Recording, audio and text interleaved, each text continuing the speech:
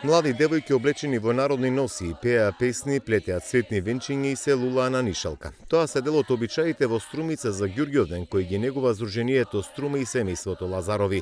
Традиција која според нив не треба да згасне.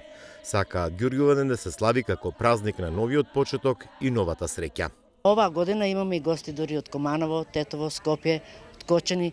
Значи, гледат дека се случува нешто и сакат да ги научат нашите дете обичаи.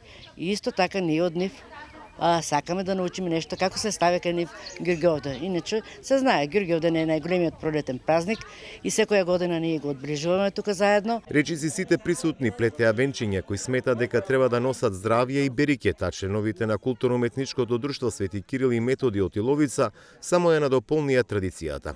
Сите апелираат дека не треба да се заборават овие обичаи. Треба постојано да се негува, да се продолжи.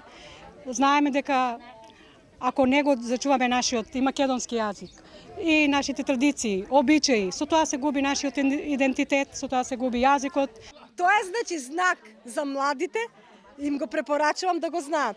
Значи на Ѓурѓовден треба од сабаља рано да станат, да идат на роса, да се залепат за нив лепенка, да им се лепат момчињата и да бидат здрави. Ѓурѓовден се смета за најголем пролетен празник кој го празнува не само христијанското, туку и целото население во земјава, бидејќи со овој ден се буди природата и животот воопшто.